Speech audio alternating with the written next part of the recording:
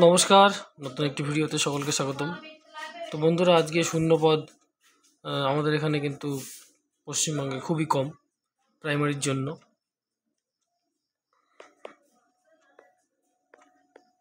মাত্র 13,500 মতো ভ্যাকান্সি দিয়েছে, মানে 13,000 প্লাস আমরা বলতে পারছি।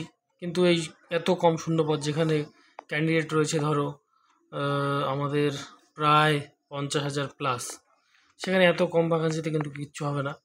তো ইন্টারভিউর জন্য আমরা প্রচণ্ড প্রস্তুতি নিচ্ছি সকলেই, তোমরা সকলেই প্রস্তুতি নিচ্ছ। প্রস্তুতি তো নিতেই হবে, কারণ প্রস্তুতি ছাড়া আর কোনো বিকল্প রাস্তা নেই। কিন্তু যদি সবাই প্রস্তুতি ভালোভাবে নেয়, তবুও কিন্তু 4:1 অনুপাত হতে চলেছে। 5 জনের মধ্যে একজন হয়তো চাকরি পাবে, তাও কোনো নিশ্চয়তা কিন্তু কম। কাট অফ এবার শোনা যাচ্ছে যে 30+ যেতে পারে। তো সম্ভাবনা কিন্তু খুবই কম। এখানে সবার চাকরি তো সুনিশ্চিত হবেই না, কার হবে না কেউই জানি না আমরা। আর যারা নতুন ক্যান্ডিডেট তাদের কিন্তু অ্যাকাডেমিক যে স্কোয়ার রয়েছে সেটা কিন্তু অনেক বেশি রয়েছে। তো এই সমস্ত কারণে মনে হচ্ছে যে শূন্যপদ যদি 20,000 প্লাস হতো, কমপক্ষে মিনিমামের কথা বলছি আমি, মিনিমাম যদি 20,000 প্লাস হতো, তাহলে কিন্তু তবুও একটা ব্যাপার ছিল। এখানে কিন্তু এত কম শূন্যপদ হবে আমরা কেউ কল্পনা করতে পারিনি। আমরা ভাবছিলাম হয়তো আগেরবার যেমন 34,000 হয়েছিল বড়, সেরকম কিছু একটা হতে চলেছে। কিন্তু এত 5 সংখ্যক নিয়ে, যেখানে দুটো টেট পরীক্ষা একসঙ্গে হচ্ছে, এরকম কখনো হয়নি এর আগে যে দুটো টেট পরীক্ষা একসঙ্গে ইন্টারভিউ হচ্ছে, আর শূন্যপদ এত কম হবে কেউ আমরা কিন্তু কল্পনা করতে পারিনি। সেই জন্য কালকে একটা ঐক্যমঞ্চ আন্দোলন রেখেছে। তোমরা যারা অবশ্যই যোগদান করছো তাদের অসংখ্য ধন্যবাদ। অসংখ্য কষ্ট করছো তোমরা, তোমাদের কষ্টের ফল আমরা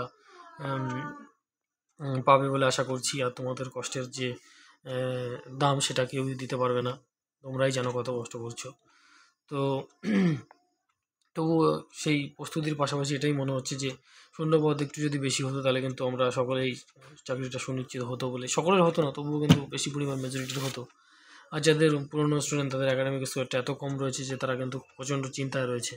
তো এইরকম একটা পরিস্থিতিতে আমাদের এটাই বলতে হয় যে অবশ্যই গভর্নমেন্টের চিন্তা করা উচিত।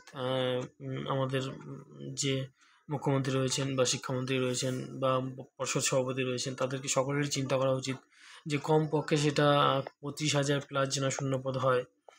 25,000 প্লাস শূন্যপদ হলেও কিন্তু একটা আশার আলো দেখা যেতে পারে, কিন্তু এত কম হবে আমরা কেউ কল্পনা করতে পারিনি। তো বন্ধুরা, এই বিষয় নিয়ে অনেকেই আমরা চিন্তিত, সকলেই তোমরা চিন্তিত। কী করা যায়? অবশ্যই শান্তিপূর্ণভাবে আন্দোলন করা উচিত, সেটা অধিকার রয়েছে, সাংবিধানিক অধিকার সকলের। কিন্তু আদৌ কি সেটা বাড়া সম্ভব? যেখানে যেখানে অর্থ মন্ত্রকে যে একটা স্বাক্ষর লাগে, সেখানে 13,000 প্লাস ভ্যাকান্সির উপরে তারা দিতে বলেছে যে স্যালারি দিতে পারবে।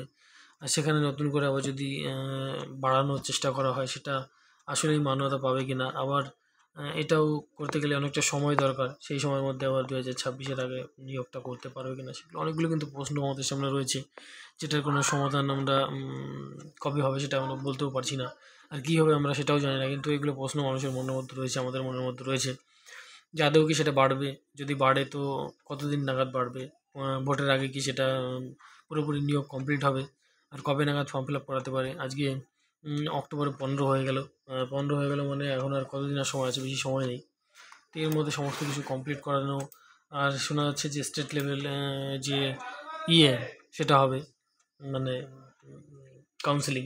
তো স্টেট লেভেল কাউন্সিলিং হতে গেলেও সময় দরকার, সেখানে কিন্তু বেশি কাউন্সিলিং একবারে করা যায় না। তো যদি সে ডিস্ট্রিক্ট লেভেল হতো, তাহলে কিন্তু একবার অনেক কাউন্সিলিং করা যেত। যাই হোক, এরকম অনেক কিছু ব্যাপার রয়েছে।